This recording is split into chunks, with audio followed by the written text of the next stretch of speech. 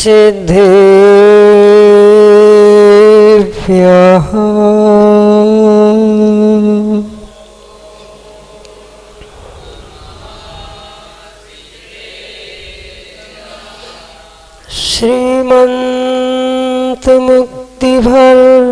श्रीमन्तमुक्तिभर्तारम् वृषनायकम्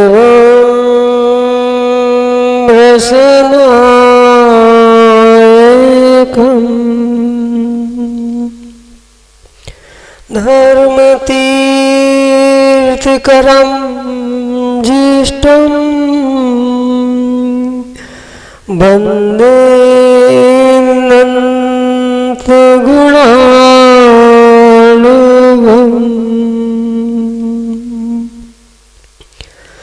सम्यग् दर्शनमूलं ज्ञानस्कन्धं चरित्रसाकाढ्यं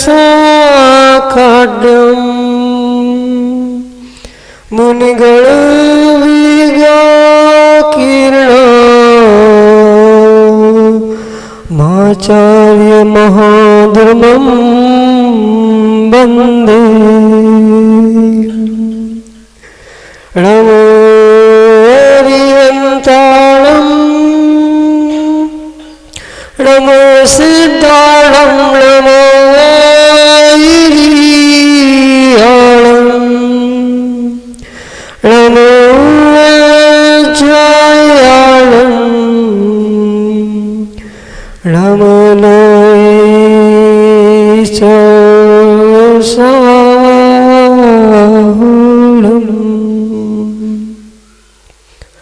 अनंत अनंत सिद्ध परमेष्टि भगवान की देवादिदेव 1008 मूलनायक श्री पार्श्वनाथ भगवान की वर्तमान शासन नायक भगवान महावीर स्वामी की परम पूज्य वात्सल्य रत्नाकर आचार्य भगवंत विमल सागर जी महाराज जी की परम पूज्य गणाचार्य शिक्षक विराग सागर जी महाराज जी की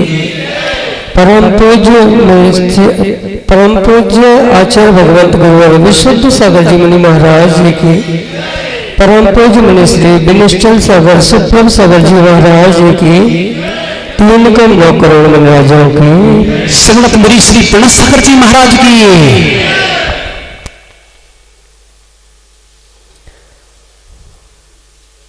इतने विराट व्यक्तित्व के धनी आचार्य भगवंत गणाचार्य श्री विराग सागर जी महाराज और उनका 29वां आचार्य पदारोहण दिवस।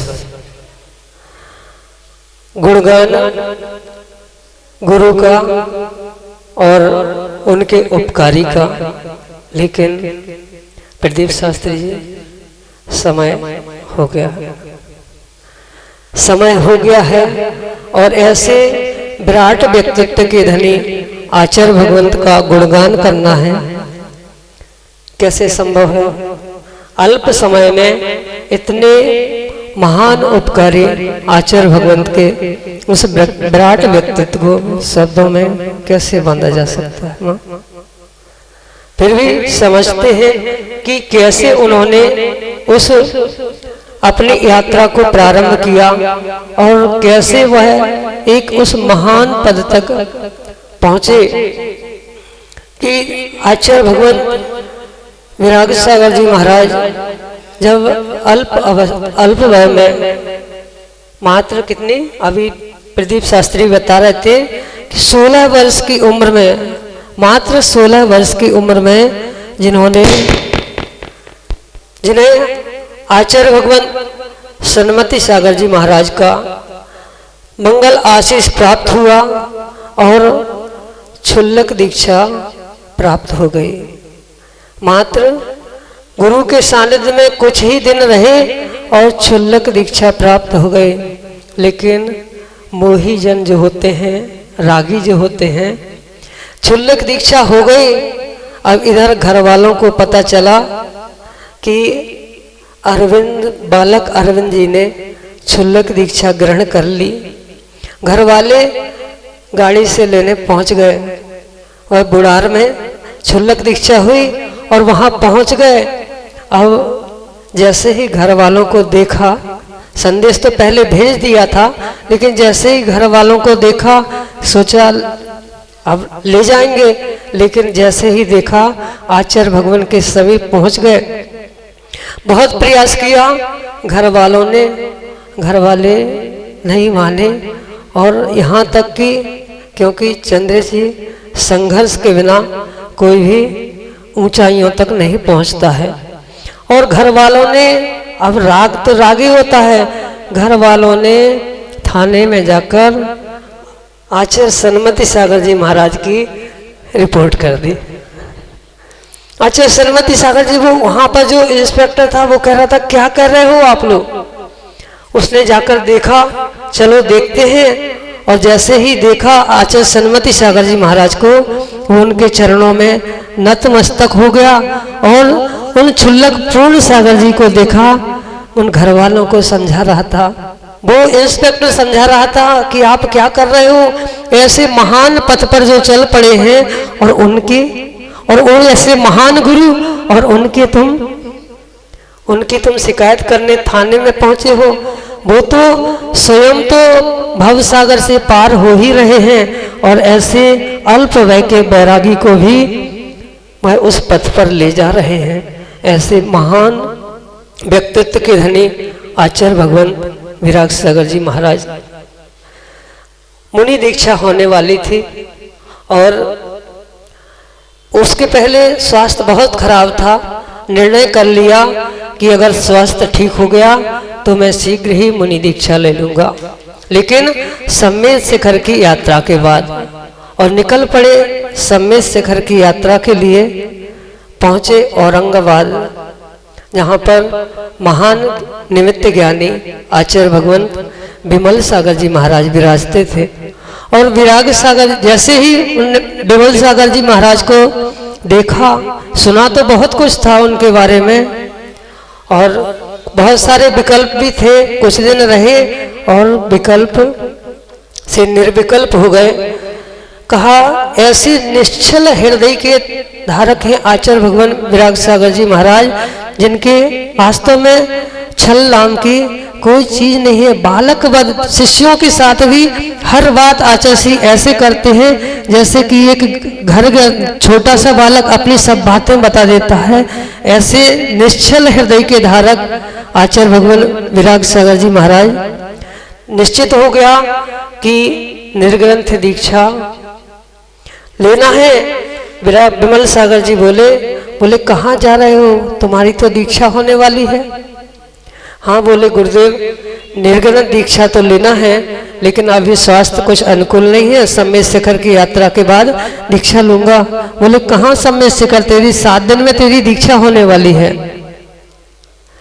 ठीक है, मन बना लिया, लेकिन गुरुदेव के चरणों में हाथ जोड़कर बोले गुरुजी, आपके संग में आप लोग शूद्र जल के त्यागियों से ही आहार लेते हैं, लेकिन मेरा सोचना ऐसा है कि इस पंचम काल में युवा वर्ग को धर्म से जोड़ना है, और ऐसे युवा वर्ग को जोड़ना है तो शूद्र जल का नियम में निभा नहीं सकूंगा, और आप मुझे अनुमति प्रदान करें।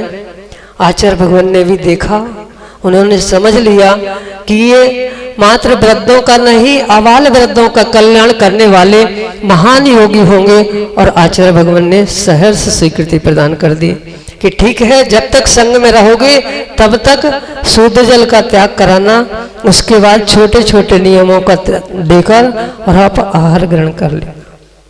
ऐसे अनेक ऐसे विशेष गुण आचार्य भगवान के अंदर विद्यमान हैं कि वास्तव में 1 घंटा क्या 1 दिन भी बोले तो उन गुणों को बखान करना संभव नहीं है। जब भी आचार्य भगवान बोलते हैं तो मात्र आगम की बात ही करते हैं। आगम के अतिरिक्त दृष्टांत भी होते हैं उनके, तो आगम के अनुकूल ही होते हैं। समीचीन ज्ञान के धारी ऐसे आत्म बिहारी आचार्य भगवान जब भी बोलते हैं प्रदीप भैया आगमिक प्रमाण बोलते हैं। अभी आप बोल रहे थे ना, आचार परंपरा की बात कर रहे थे। आचार परंपरा वर्तमान में 3 परंपरा है। वर्तमान में आप बोले थे आचार्य शांति सागर जी दक्षिण, शांति सागर जी छाणी और आदि सागर अंकलीकर। आदि सागर अंकलीकर की परंपरा में आचार्य महावीर कीर्ति महाराज, आचार्य विमल सागर जी महाराज, आचार्य सनवीर सागर जी महाराज, आचार्य विराग सागर जी हुए हैं। तो ऐसे ज्ञान होना कोई बड़ी बात नहीं है, लेकिन जो ज्ञान हो वो आगम प्रमाण हो। आचार्य भगवान जब भी बोलते हैं वे आगम के अनुसार बोलते हैं, और आगम के उनके दृष्टांत भी जो होते हैं समीचीन आगम के ही अनुरूप होते हैं। ऐसे बहुत कुछ बोलना है, लेकिन हमें ज्येष्ठ मुनि राजाओं को भी सुनना है और हमारे चाचा गुरु भी बैठे हैं उनको भी सुनना है। समय बहुत हो गया है, और ऐसे आचार्य भगवंत के उस 29वें पदा क्या क्या एक एक बात बताए ना, कि उनकी निष्प्रयता, उनका अनुशासन जो हमने स्वयं अनुभव किया 1995 में, जब आचार्य भगवान का ललितपुर में चातुर्मास ललितपुर में प्रवेश हुआ था, और उस समय हमारी उम्र लगी हुई कोई 17-18 साल। आचार्य भगवान ऐसा वात्सल्य मिला, उनका ऐसा वात्सल्य मिला कि जो हृदय में वैराग्य का बीज अंकुर हुआ वो उन्हीं की देन है। ऐसे महान उपकारी आचार्य भगवान गणाचार्य श्री विराग सागर जी महाराज, और उनका 29वां आचार्य पदारोहण दिवस 29, 2 और 9 कितने होते वहां? 11 होते हैं। और जिसने उस 11 को समझ लिया वही इतना महान साधक होता है। 11 मतलब 1 और 1, 11 मतलब 1 और 1, 10 और 1 नहीं, 11 मतलब 1 और 1 11 होता कि 10 और 1 11 होता? 1 पे 1 11 होता। जिन्होंने 1 और 1 को समझ लिया, एक अपनी आत्मा और एक पुद्गल, जिसमें इसमें दोनों में भेद कर लिया, वही एक महान साधक हो सकता है। ऐसे उन आत्मानुशासक आचार्य भगवंत गणाचार्य श्री विराग सागर जी महाराज के पावन चरणों में उनके 29वें आचार्य पदारोहण दिवस पर सिद्ध श्रुत आचार्य भक्ति पूर्वक यहीं से भिंड नगर में साक्षात विराजमान गुरुवर के चरणों में बारंबार नमोस्तु निवेदित करते हुए यही निवेदन करता हूँ कि हे भगवान, आपने हृदय में वैराग्य का बीज तो अंकुरित कर दिया, जो फल के स्वरूप आप सबको दिख रहा है, बस उस फल का अंतिम सार समाधि है। और आपके आशीर्वाद से बस उस निर्मल समाधि को प्राप्त करके और अंतिम लक्ष्य को प्राप्त कर सकूं, आपके 29वें आचार्य पदारोहण दिवस पर यही भावना पूर्वक आपके चरणों में कोटि कोटि नमोस्तु नमोस्तु नमोस्तु उन्हीं परम पूज्य गणाचार्य श्री विराग सागर जी महाराज जी की।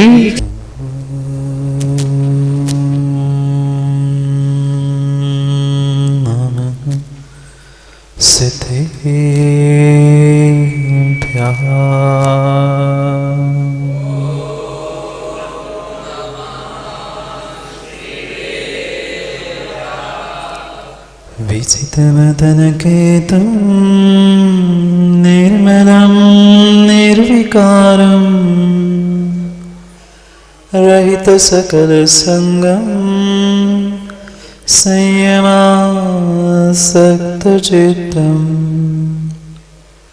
सुनयनि पुनर्भावं ज्ञाततत्त्वं प्रपञ्चम् जननमरणभीतं सद्गुरो नौमि नित्यं जननमरणभीतं सद्गुरो नौमि नित्यं जननमरणभीतं मम गुरो नौमि नित्यम् नमो हरिहन्ताणं नमो सिद्धाणं नमो आयरीयाणं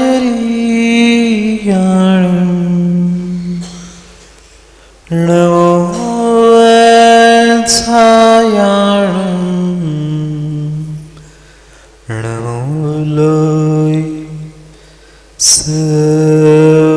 साहू।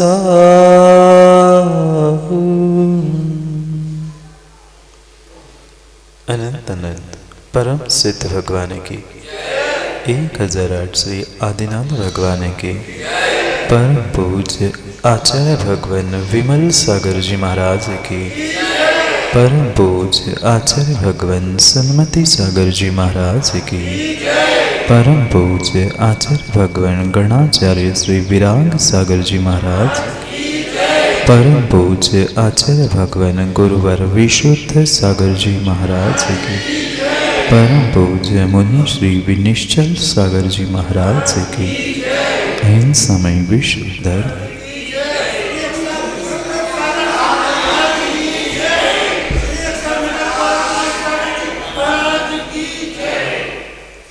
अंतिम देश वर्धमान स्वामी के शासन में हमसे विराजते और उनकी यह पावन पीयूष देशना हम सभी के लिए परम उपकारी। अनादिकाल से हमारी आत्मा में जो जन्म, जरा और मृत्यु रूपी रोग लगे, उन रोगों का उपशमन करने वाली कोई परम औषधि है तो वह है एकमात्र यह जनवाणी। भव्यात्मा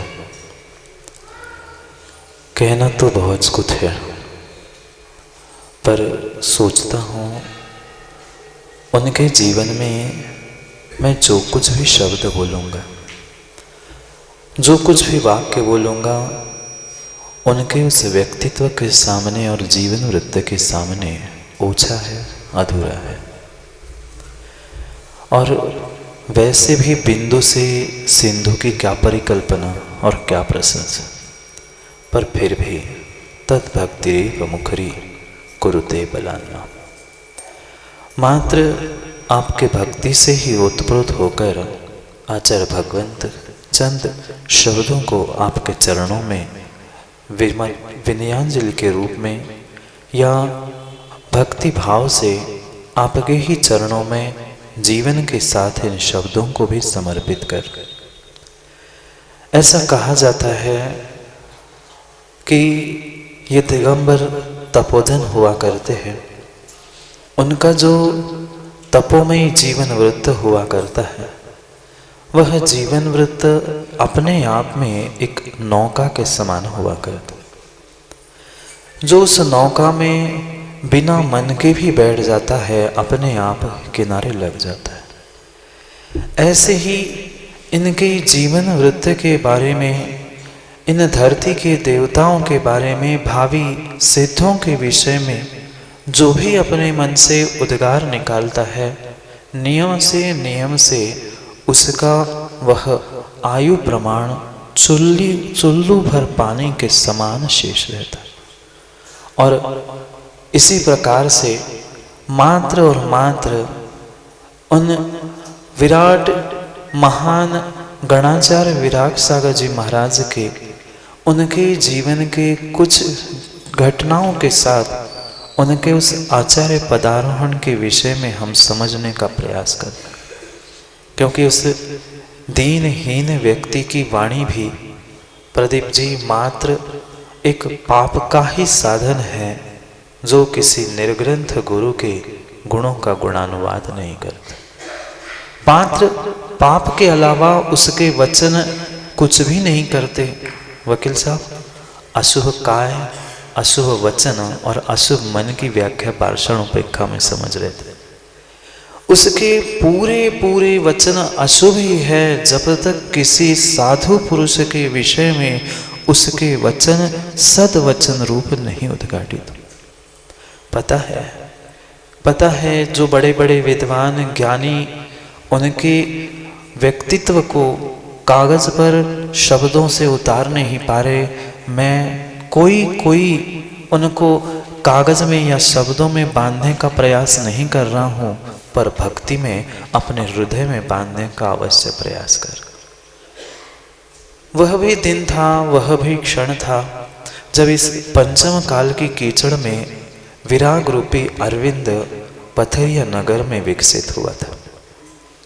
बचपन से ही उनकी उस दृढ़ श्रद्धान की और दृढ़ संकल्प समर्पण की व्याख्या समझने योग्य थी।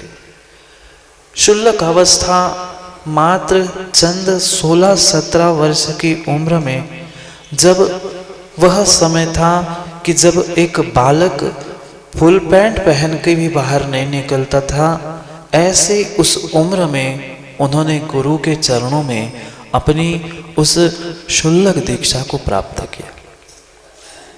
क्योंकि यह तो हम सबको ज्ञात ही है, सबके दिन एक से नहीं होते और सब दिन भी चंचल भाई एक से नहीं होते।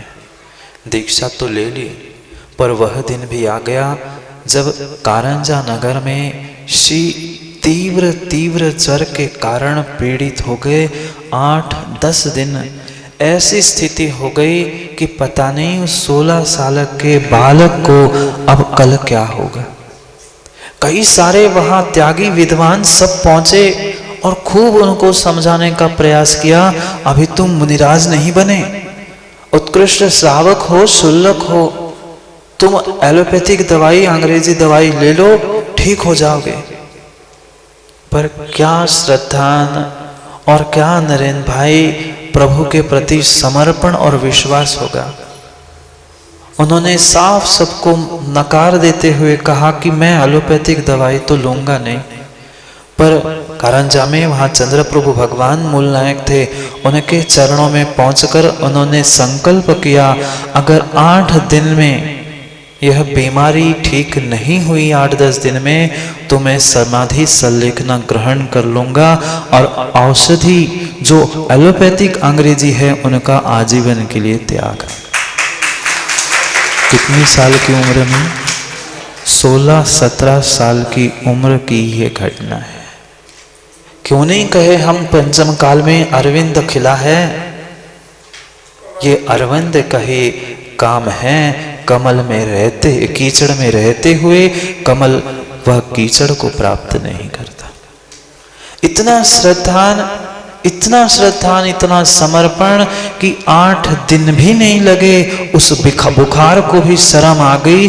ऐसे तपोधन के शरीर पर चढ़कर मैं परेशान कर रहा हूँ, वह बुखार भी जैसे कीचड़ से पानी की बूंद निकल जाती है कमल से, ऐसे उनके शरीर से वह बुखार भी पता नहीं कहाँ विलीन हो गया। ये होता है दृढ़ श्रद्धान। माँ क्या इतना श्रद्धान हमारे भीतर है?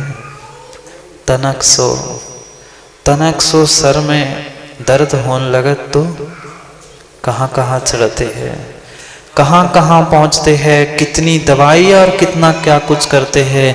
ये चारित्र और गुरु के आशीष की ही महिमा हुआ करती है कि सब कुछ अपने आप ठीक हो जाता है।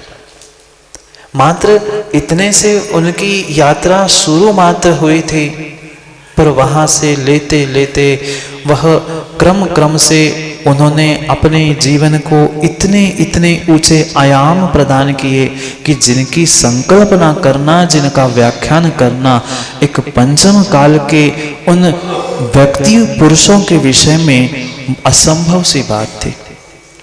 उनकी इतनी निष्प्रियता है और गुरु के प्रति समर्पण था। भले ही शुल्लक व्रत आचार्य भगवंत महातपस्वी सन्मति सागर महाराज से प्राप्त हुआ था, पर वही पुनः जब मुनि दीक्षा धारण की थी, वह आचार्य भगवंत वात्सल्यमयी विमल सागर जी से प्राप्त।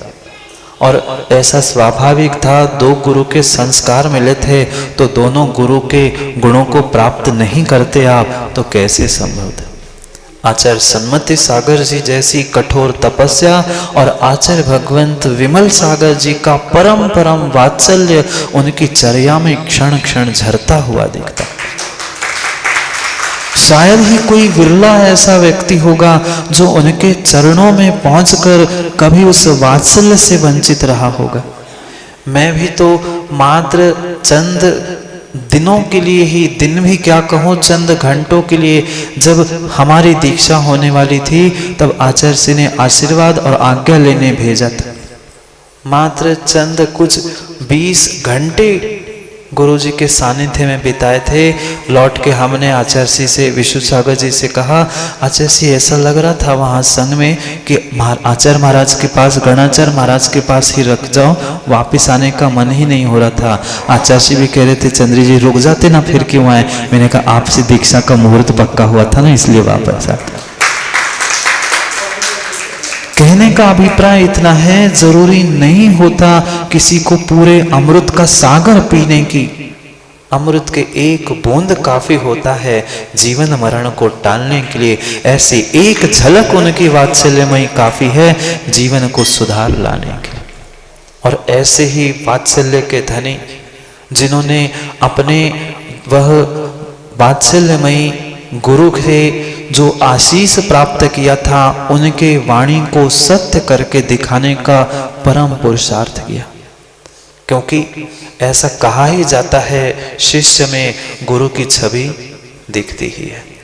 और गुरु की जो वात्सल्य और तपस्या और साथ साथ प्रभावना की कणिकाएं चल रही थी, वरगणाएं उन्हें प्राप्त हुई थी, उन्हीं वरगणाओं से उनकी वाणी को, भविष्यवाणी को आचार्य भगवल विमल सागर जी महाराज ने, उनके गुरु ने भविष्यवाणी की थी कि ये शीघ्र ही चंद कुछ सालों में ही, 10-15 सालों में इतनी ऊंचाई को प्रभावना की प्राप्त करेगा कि स्वयं तो ठीक ही है, शताधिक त्यागी व्रती इसके द्वारा दीक्षित होंगे। और वह आज साक्षात हमारे सामने दिख रहा है।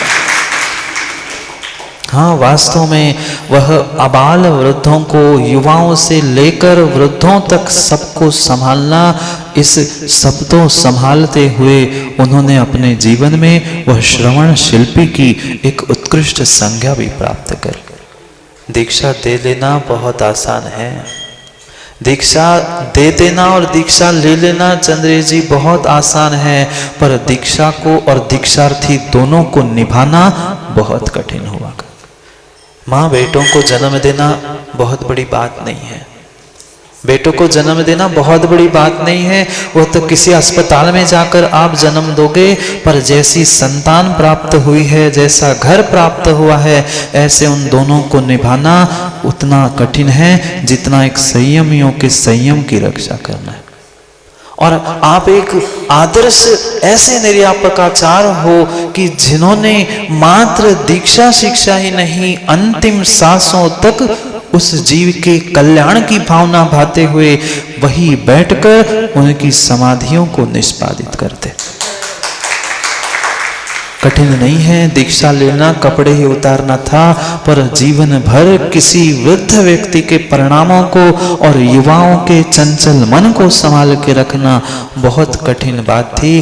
पर आपने बहुत ही सहजता से उस निर्यापक के पद को भी प्राप्त कर लिया।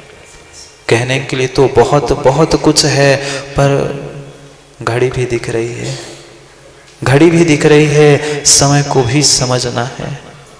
क्योंकि यह तो अनादिकाल से चलता आया है।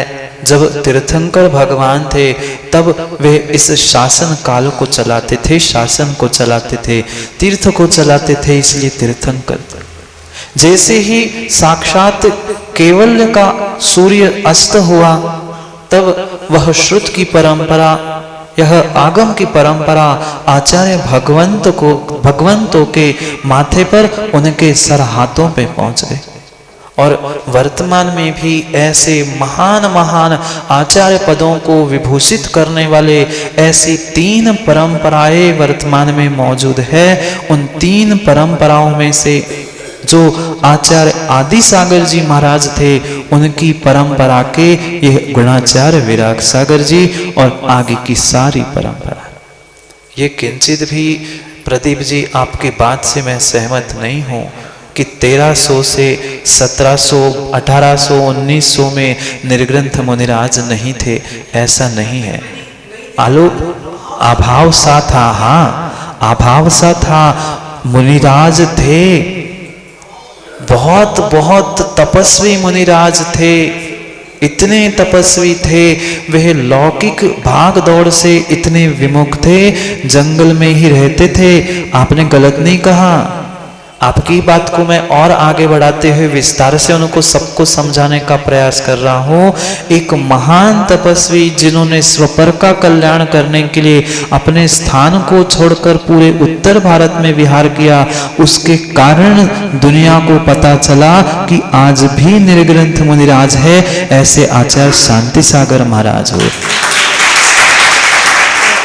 और उनकी ही परंपरा को आज तक जीवंत और जयवंत करने वाले आचार्य विद्यासागर जी जैसे महामुनिराज भी वर्तमान में मौजूद। और एक जो आचार्य शांति सागर क्षाणी की परंपरा थी, उस क्षाणी की भी परंपरा को जीवंत जयवंत करने वाले आचार्य ज्ञान सागर जी जो आज बारह में राजस्थान में विराजमान है, वो भी शायद ललितपुर में भी एक पंचकल्याण के चातुर्मास कुछ यहाँ पे संपन्न हो, वे भी उस दूसरी परंपरा का निर्वाह करने वाले हैं। और तीसरी परंपरा आचार्य आदि सागर जी महाराज की थी, ऐसा दृष्टांत आगम में आता है। उस जो आचार्य भगवंत शांति सागर महाराज पर जीवनी है चंद्री जी, उस पर पहली आवृत्ति में पहले प्रकाशन में ये उद्धरण दिया है। जब आचार्य शांति सागर मुनिराज गृहस्थ थे और वे जाते थे आचार्य आदि सागर महाराज की आहारचर्या और सेवा करने के लिए, वैयावृत्ति करने के लिए। एक बार ऐसी कुछ घटना घटी। बरसात का समय था और जहां आचार्य आदि सागर जी रहते थे वहां एक पंचगंगा की वैनगंगा नाम की एक नदी थी। वह बहुत बार नदी पार करके नगर में आहार करने के लिए भी जाते थे। एक दिन बाढ़ आ गई, इतना पानी भर गया, अब मुनिराज जंगल से वहां आहार के लिए कैसे पहुंचते। ये आचार्य शांति सागर जी जो गृहस्थ थे, उनकी सेवा करने के लिए जाते थे। उनका कद तो ऊंचा वैसे ही था। उन्होंने उन मुनिराज को, आचार्य भगवंत को अपने कंधे पर बिठाकर नदी पार कर ली। अभी पूरी बात सुन लो, फिर बजाना ताली। पूरी नदी पार कर ली और जैसे ही नदी पार करके छोड़ दिया, उन श्रावक श्रेष्ठी ने आचार्य भगवंत के चरणों में निवेदन किया, मैंने तो इस पानी की नदी को पार करके आपको किनारे किया है, आप मुझे इस भव से पार करने वाली दीक्षा प्रदान करें। यह भाषा थी, ये शब्द थे आचार्य शांति सागर महाराज के गृहस्थ अवस्था के समय। ये इसलिए समझना आवश्यक है क्योंकि आज एक आचार्य पदारोहण दिवस मना रहे हैं। दीक्षा दिवस भिन्न होता है, जन्मदिन भिन्न होता है। ये शुद्ध परंपरा और इस जैन शासन को, नमोस्तु शासन को आज तक जीवंत जयवंत रखने वाले कोई है तो ऐसे महान महान आचार्य भगवंत हुए हैं जिनकी यह परंपरा आज तक चलती आई है और आगे भी पंचम काल के अंतिम सांसों तक ये चलने वाली है। किंचित भी ये मत कह देना चंद्रेश जी कि पंचम काल में भावलिंगी मुनिराज नहीं होते और भावलिंगी मुनिराज पर कभी उपसर्ग नहीं होता, ये सब व्यर्थ की बातें हैं। पारसनाथ भगवान भी भावलिंगी थे, महावीर भगवान भी भावलिंगी थे। उपसर्ग होना कर्मों का उदय है और भावलिंग ये भीतर के चारित्र की परिणति है। इसलिए समझना, ये पंचम काल के अंतिम सांसों तक मां जब तक आपको रोटी सीकी सिकाई मिल रही है तब तक निर्णय करना भले ही हमारे दृष्टिगोचर नहीं है। इसी भरत क्षेत्र में पंचम काल में वह निर्ग्रंथ भावलिंगी मुनिराज होंगे, होते आए हैं और आने वाले पंचम काल के अंतिम समय तक होते रहेंगे। उसमें किंचित भी विकल्प मत कर। उस आचार्य परंपरा का निर्वाह करते हुए जो तीसरी आचार्य आदि सागर महाराज की परंपरा थी, उन आचार्य आदि सागर महाराज की परंपरा के आप एक ज्येष्ठ श्रेष्ठ और महान श्रवण शिल्पी के साथ एक महान शब्द शिल्पी, आपके अनेकानेक जो आपने ग्रंथों का सृजन किया है, आगम चक्षु चाहू से छोटी सी कृति से लेकर आज जो आपने भाषाणुपेक्षा आदि कार्तिकानु आदि आदि ग्रंथों में जो सर्वोदय टीका जैसे महान संस्कृत ग्रंथ लिखे हैं, इसने आपने अपने सम्यक ज्ञान से पूरी समाज को रूबरू कर दिया। क्या कहूँ, मात्र उनके एक एक गुणों का नाम, उनको जो पदवियां, उनके जो गुण हैं उनकी व्याख्या कर लूं, या आगम ग्रंथों उन्होंने जो लिखे हैं उनका भी उच्चारण करते रहूं तो समय हमारा पूरा हो जाएगा।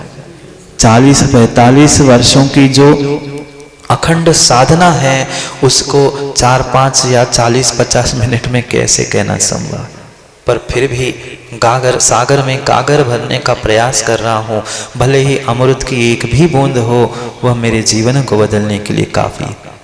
ऐसी ही उनकी इतनी इतनी असीम निष्प्रियता है कि जब उनको आचार्य पद जब मिला तब मात्र घोषणा नहीं हुई थी।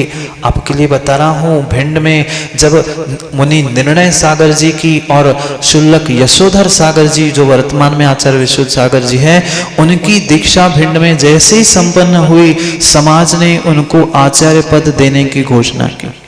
मात्र समाज से ही नहीं, अपितु संजय जी उनको कई सारे संघों से कहना मिला था, प्राप्त संदेश प्राप्त हुआ था कि आपको मैं आचार्य पद देना चाहता हूं। पर कितनी निष्प्रियता, कितनी गुरु भक्ति। उन्होंने एक ही बात की, मैंने दीक्षा गुरु से ली है, गुरु की आज्ञा के अभाव में मैं कभी भी आचार्य पद धारण करने वाला नहीं हूं। यह उनकी निष्प्रियता। और इतनी ही निष्प्रियता नहीं, फिर आप कह सकते हैं चंद्र जी की फिर वे आचार्य बने कैसे? बने नहीं, बनाया गया। अगर उस समय के किसी ने अखबारों को पढ़ा होगा तो उस समय के अखबारों में स्पष्ट रूप से हेडिंग आई थी, 20 बाजार में दुल्हन लुट गई। खोल के देख लेना, अखबार रखा है पुराने, उसमें वकील साहब क्या लिखा, 20 बाजार में दुल्हन लुट गई। कोई दुल्हन नहीं लुटी थी संजय जी, वह जैसे दुल्हन लुटती है ऐसे ही सब ने मिलकर, जैसे अभी प्रदीप कह रहे थे, पाटा उठाकर सिंहासन पे रखकर फिर पंडित जी ने संस्कार किए थे। ये थी निष्प्रियता की बात। आदेश मिला था तभी तो वे बैठे शांति से, नहीं तो तभी पे लुट जाते। आदेश आया था तब नहीं, कई दिनों से आदेश आके रखा था, पर तब शिष्यों ने और सब समाज ने निर्णय कर ही लिया था कि घोषणा आज उनको 8 तारीख को करनी है। ऐसे महान तपस्वी, महान एक एक शिष्यों को सबको संभालने वाले ऐसे महान आचार्य भगवंत के 29वें दीक्षा दिवस के इस उपलक्ष्य में मन वचन काय और श्रुत आचार्य सिद्ध भक्ति के साथ साथ त्रिकाल त्रिवार कोटिशाह नमोस्तु करते हुए यही भावना है, अभी आप मात्र आचार्य बने हो, अभी तो मात्र अभी आचार्य बने हो, कभी तीर्थंकर बनोगे तो हमें गणधर बना लेना, बस इतनी ही भावना है। गणधर बन गए तो हमारा भी कल्याण होगा। आप शीघ्र ही अरिहंत सिद्धावस्था को पद को प्राप्त करें। आपका यह आचार्य पदारोहण दिवस आपके चारित्र में दिन ब दिन वर्धमान चारित्र को देने वाला हो।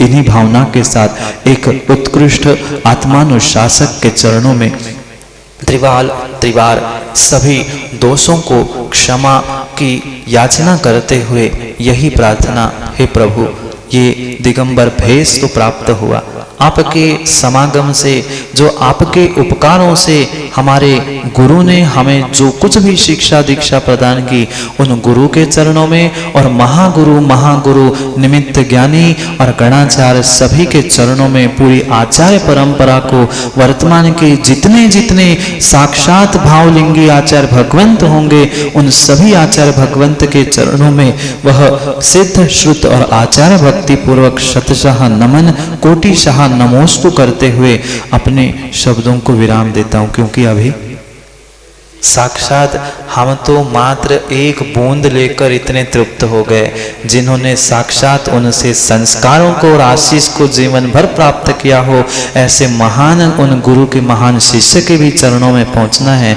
उसके पहले मात्र आज के ही दिन 8 नवंबर को चंद्र जी वह मंगलगिरी का दिन था, जहां पर हमें कुछ सहोदर प्राप्त हुए थे।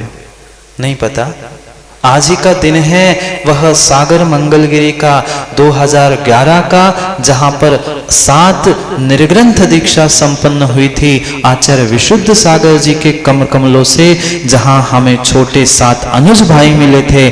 उनके भी चरणों में परोक्ष रूप से जहां जहां वे होंगे उनको उन परोक्ष रूप से उनके चरणों में भी कोटिशाह शतशाह प्रति नमोस्तु के साथ यही भावना कि आप शीघ्र ही अपने उस वर्तमान चारित्र को प्राप्त करके आप भी उस उत्तम उत्तम पदों को प्राप्त करते हैं, उच्च स्थान को प्राप्त करते रहना। क्योंकि देखना कीमत तो छोटे और बड़ों से ही होती है। वे बड़े और छोटे सबका आशीष और वात्सल्य है कि मैं आज माँ यहाँ बैठा, एक अबोध बालक गुरु का आशीष और सभी अनुजों की वात्सल्यमयी अनुकंपा से ही, जिसको मैं हर बार वकील साहब एक बात हमेशा दोहराता हूँ, क्योंकि मुझे अपनी औकात पता है, मुझे अपनी औकात पता है। क्योंकि मुझे तो माँ हिंदी भी बोलने के लिए 10 मिनट सोचना पड़ता था। एक हिंदी का वाक्य वकील साहब बोलने के लिए 10 मिनट सोचना पड़ता था। पर क्या करे, गुरु का आशीष ऐसा होता है और समय की बलिहारी ऐसी होती है, सबके दिन एक से नहीं होते। कभी मैं 10 मिनट सोचता था, आज नरेंद्र भाई दुनिया सोचती महाराज ने मुझे तो नहीं कुछ कह दिया। सबके दिन एक से नहीं होते, सब दिन भी एक से नहीं होते। ऐसे पूरी पूरी आचार्य परंपरा, गुरुदेव और जितने आज दीक्षा को प्राप्त हुए हैं उन सभी सहोदर सहभाइयों के, सहपाठियों के चरणों में शतशाह कोटिशाह नमोस्तु करते हुए इसी भावना के साथ यह इस विषम को, इस बात को विराम लेता हूँ। क्योंकि भगवान हे गणाचार्य महाराज, आपके चरणों में मेरी ये छोटी सी भेंट मात्र सुदामे के चावल के समान है, शबरी की बेर के समान है। भले छोटी है पर भक्ति से परिपूर्ण है। भले ही कहने के लिए शब्द नहीं है, भाषा नहीं है, पर फिर भी जो कुछ भी है तत् भक्तिरेव मुखरे कुरुते बलान नाम। आपके भक्ति से ही प्रेरित होकर ये सब कुछ भी कहा है। जो भी त्रुटियां हुई हो हे भगवान क्षमा करे, और ऐसी ही असीम आशीष की अनुकंपा के साथ हम यही समय पर समय को विराम लेते हैं, क्योंकि समय हो गया है। अभी बड़े चाचा को भी सुनना है, उनके अनुभवों को, गुरु की बातों की आशीष को भी समझना है। समझते हैं शेष समय पर समय की बात को, क्योंकि समय पे किया गया काम समय को दिलाता है। बोली भगवान महावीर स्वामी की। सर्पाधिराजा कमठारे तो यैर ध्यानस्थितस्यैव फन्नावितानै यस्योपि सर्गं निर्वर्तयत्तं नमामि पार्श्वं महदादरेण। नमामि पार्श्वं महदादरेण।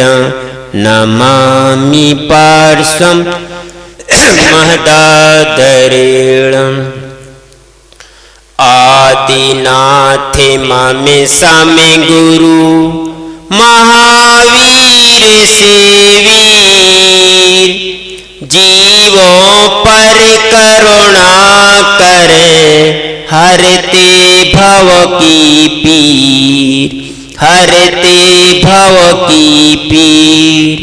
संयम पथ पर चलाते करते कर्मों का अंत। युगों युगों तक होते रहे मम्मी गुरुवर जयवंत। मम्मी गुरुवर जयवंत। मम्मी गुरुवर जयवंत। बोले विश्ववंदिनी 1008 आदिनाथ भगवान की, देवादिदेव 1008 चिंतामणि पार्श्वनाथ भगवान की, परम पूज्य संत शिरोमणि गुरुवर आचार्य श्री 108 विराग सागर जी महामुनिराज की, परम पूज्य अध्यात्म योगी आचार्य श्री 108 विशुद्ध सागर जी महाराज की,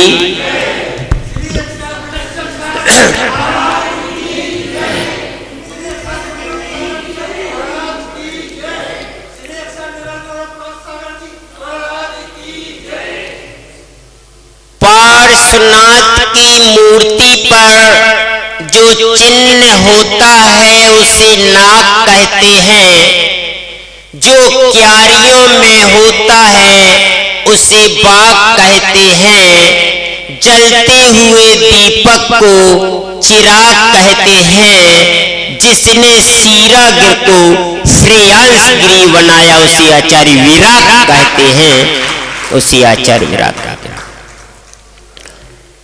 भव्यात्माओं, आप सभी को मालूम होगा आज पूज्य गुरुदेव गणाचार्य विराग सागर जी महाराज का 29वां आचार्य पदारोहण दिवस आपके यहाँ मनाया जा रहा है। भव्यात्माओं, जीने की कला बहुत से वैज्ञानिकों ने सिखाई, बहुत से डॉक्टरों ने इलाज करके बताया, एक से एक डॉक्टर हो गए और अपनी संतान का पालन पोषण हर कोई करता है, लेकिन मरने की कला क्या किसी ने सिखलाई? तो वह मरने की कला सिखाने वाले पूज्य गणाचार्य विराग सागर जी महाराज एक जगह नहीं, मेरे को 25 वर्ष दीक्षा ली हो गए। शायद है जो मैंने अच्छा रिजल्ट सुना हो, हर जगह यही सुनने में आया है, जमीन नाम करवा ले लो, मकान ले लिया और माता पिता को फुटपाथ पर छोड़ दिया। एक जगह तो इतनी दर्दनाक घटना हुई है कि पिता टीचर था और बेटा पढ़ा लिख करके BA MA पास हो गया और उसने सोचा यह सर्विस तो मेरे को मिलने वाली नहीं है, यथार्थ बात है, लेकिन नाम गाम बताना माइक से अच्छा नहीं लगता। और जंगल में उसने अपने रियल पिता की हत्या कर दी। क्यों? अनुकंपा नियुक्ति में मेरा नाम आ जाएगा। लेकिन कपट छिपाए ना छिपे, छिपे न मोटा भा, और दाबी दूबी कब रहे रुई लपेटिया। आखिर उस बेटा हत्यारा निकला। जो पिता अपने पुत्र की सेवा नहीं कर पाता, अथवा पिता तो पुत्र की कर लेता लेकिन पुत्र पिता की नहीं कर पाता। एक पिता 4 संतान का पालन पोषण कर लेती, लेकिन 4 बेटा मिलकर के भी पिता की नहीं कर पाते। तो एक उदाहरण देख लीजिए, कितने पिता इस वर्तमान कालीन में सबसे ज्यादा समाधि करवाने वाले हैं तो आचार्य विराग सागर जी, जिन्होंने 100 से अधिक समाधि करवाई और गुरुवर के साथ बहुत सी करवाई। तो अब सोचिए कि आप अपने माता पिता का ध्यान नहीं रखते, वो आचार्य श्री के साथ कितने वृद्ध हैं, और बराबर प्रवचन में बैठना, खूब त्याग करना देखने में जरूर वृद्ध लगते हैं, रस परित्याग, उपवास और बराबर बैठना है, और अच्छे से बाकायदा उन्होंने संलेखना पूर्वक समाधि मरण करवाया। तो मरने की कला सिखाने वाले पूज्य विराग आचार्य पदारोहण के विषय में बताया कि कैसी कैसी आचार पद दिया गया। महाराजों ने बताया। तो पन्ना की घटना है, चतुर्वेद संघ जब आचार्य विमल सागर जी से मिलन होगा तो निवेदन किया पद के लिए, मेरी इच्छा है कि पद दिया जाए। सभी लोग पहुंचे और उस समय आर्य का विद्याश्री और विद्याश्री आशा उषा के नाम से थी। निर्णय सागर विशुद्ध सागर जी महाराज वरिष्ठ आचार्य थे। जब विमल सागर जी के पास चर्चा हुई तो विमल सागर जी बोले, क्या करें, मेरे सामने एक नहीं 2 गौतम बैठे हैं। एक गौतम तो है भरत सागर जी और दूसरे विराग सागर जी। इच्छा है, वास्तव में योग्य शिष्य है, विराग सागर जी को आचार्य पद दूं तो ज्येष्ठ भरत सागर जी। चर्चा हुई कि उपाध्याय, फिर बोले बे उपाध्याय और ये उपाध्याय और योग्यता है आचार्य की, तो मैं कैसे उपाध्याय दे दूं? फिर आचार्य जी ने कहा कोई बात नहीं, मैं जल्दी से जल्दी निर्णय करूंगा और सम्य शिखर जी पहुंचो फिर निर्णय करूंगा। सम्य शिखर जी से बाद में यहाँ के लोग गए। पूज्य आचार्य विमल सागर जी महाराज का आशीर्वाद आया। सुमत सागर जी ने तो पीछे भी भेजी और 8 नवंबर 92 में द्रोणगिरी क्षेत्र में आपको आचार्य पद से विभूषित कर दिया। गद्य में कहां तक बोलेंगे और आप तो परिचित हैं आचार्य श्री से, लेकिन मैंने कुछ पद्य लिखे हैं तो पद्य में आचार्य श्री का गुणानुगान करूंगा। पहले तो मैं बुला लूं आचार्य श्री को और फिर और भी पद्य है, फिर इसके बाद वाणी को विराम लूंगा। तो यहां तो आप लोग आ गए, लेकिन आचार्य विराग सागर जी महाराज नहीं आए, तो भजन के माध्यम से बुला रहा हूं। आ जाओ मेरे गुरुवर, आ जाओ मेरे गुरुवर, दर्शन तो दिखा जाओ। आ जाओ मेरे गुरुवर, दर्शन तो दिखा जाओ। जब जन्म लिया तुमने घर में खुशियां छाई, ग्राम पथरिया में बजने लगी सहनाई। आ जाओ मेरे गुरुवर, दर्शन तो दिखा जाओ। श्यामा के दुलारे हो, कपूर चंद के प्यारे हो, जिसका न कोई जग में उसके तुम सहारे हो। आ जाओ मेरे गुरुवर, दर्शन तो दिखा जाओ। तेरी चर्या न्यारी है, चरणों में ब्रह्मचारी है। अर्जी ये मेरी सुन के संग साथ लिवा जाओ।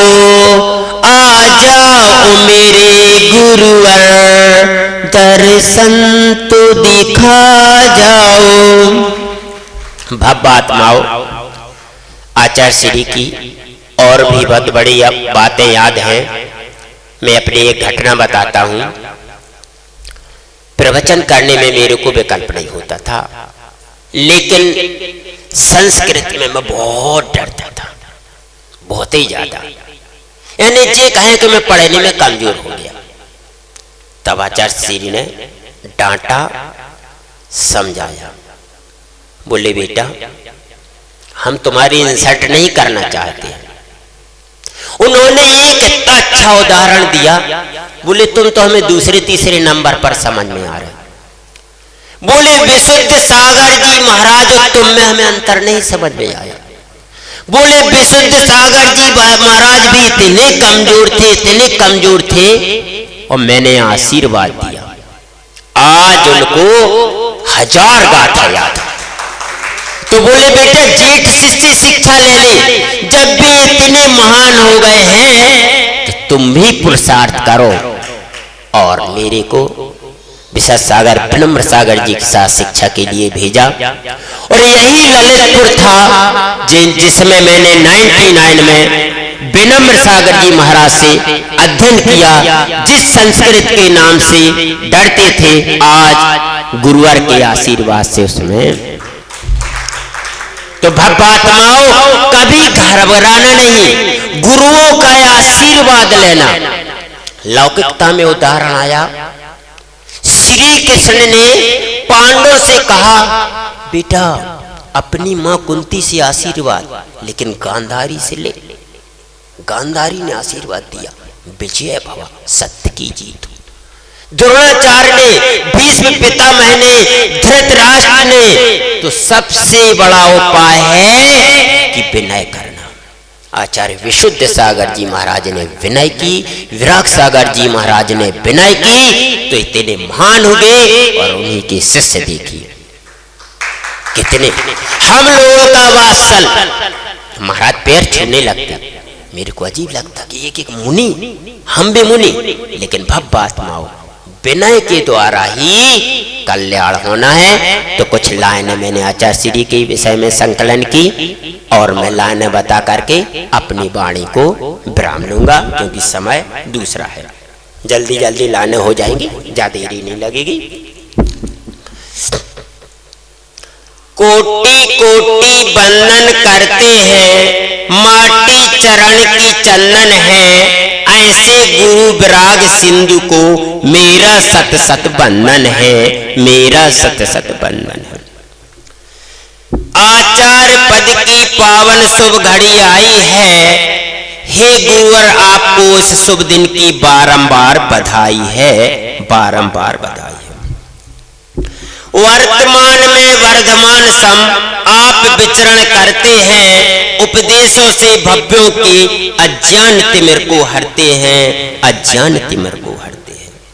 हम सब मिलकर याद करें उस पल को, उस दिन रात को धन्य किया था जिस दिन आपने अपने माता पिता और तात को, माता पिता और तात को। सन था वह 1963, 2 मई की वह बात है, अपने माता पिता से जिस दिन हुई प्रथम मुलाकात है। किलकारी आंगन में गूंजी, दिलों में खुशियां छाई थी, नगर वासियों ने भी आकर पिताश्री को दी बधाई थी, पिताश्री को दी बधाई थी। ग्राम पथरिया धन्य हो गया पाकर अरविंद कुमार को, ऐसे प्रकार ज्ञान दिवाकर भावी सूर्य विराग को, भावी सूर्य विराग को। नटखट नन्हे कदम थे उनके, चलते बढ़ते जाते थे, प्यार की भाषा में सबको इनको टिंकू भैया बुलाते थे, टिंकू भैया बुलाते थे। ऐसे खेल निराले टिंकू भैया खेला करते थे, लुक्का छिपी आंख में चोली सारे खेला करते थे। शायद मुनि बनना था एक दिन, इसलिए मुनिचर्या भी खेला करते थे, ऐसे खेल निराले टिंकू भैया खेला करते थे।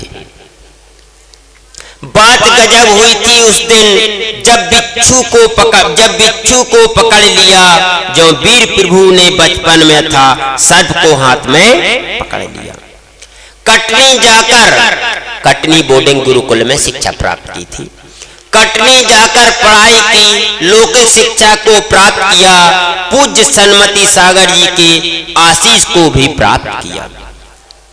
गुरु ने जब निज गुरु को पाया, स्वजनों का मन भी अकुलाया, उपसर किया अरविंद कुमार पर और डराया धमकावे। महाराज ने बताया था ना कि रिपोर्ट तक कर दी थी कपूर चंद ने, तो एक उपसर हो गया ना छुल्लक के लिए। तो गुरु ने जब निज को गुरु पाया, स्वजनों का मन भी अकुलाया, उपसर किया अरविंद कुमार पर और डराया धमकाया। छुल्लक पूर्ण सागर जी बनकर अपनी पूर्णता को दर्शाया, श्रेष्ठ योग्यता देखकर गुरु ने छुल्लक को महामुनि बनाया।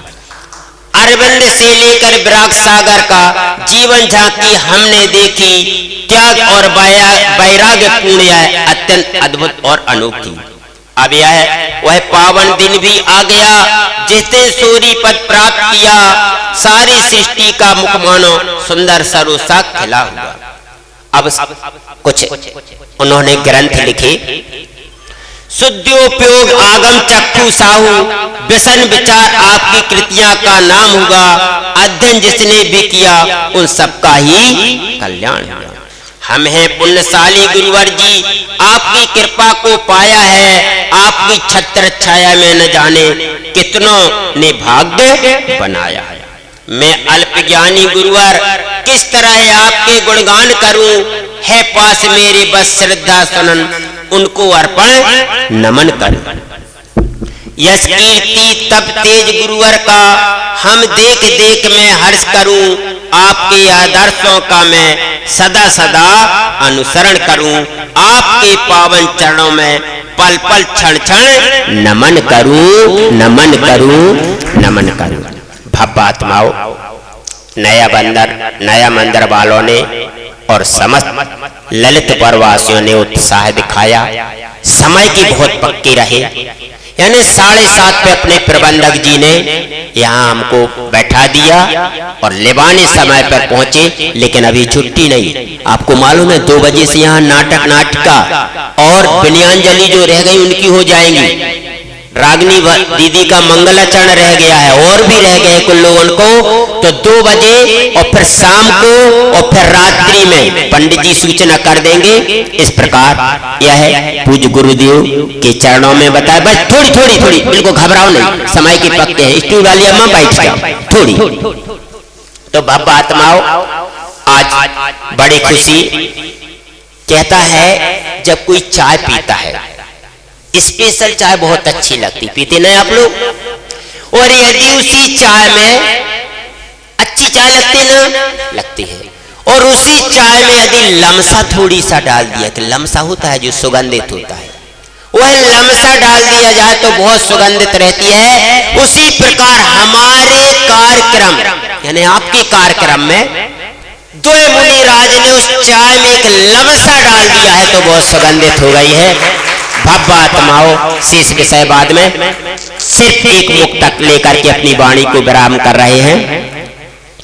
अनादि से बने हैं कर्मों के सर्वेंट, अनादि से बने हैं कर्मों के सर्वेंट, कर्मों को ध्वंस करना होगा 100%। गर चाहते हो मुक्ति परमानेंट तो आचार विराग सागर साफ का बनना होगा एजेंट, तो विराग सागर साफ का बनना होगा एजेंट, तो विराग सागर साफ का बनना होगा एजेंट। बोले परम पूज्य गुरुवर आचार्य श्री विराग सागर जी महाराज की, परम पूज्य आचार्य विशुद्ध सागर जी महाराज की।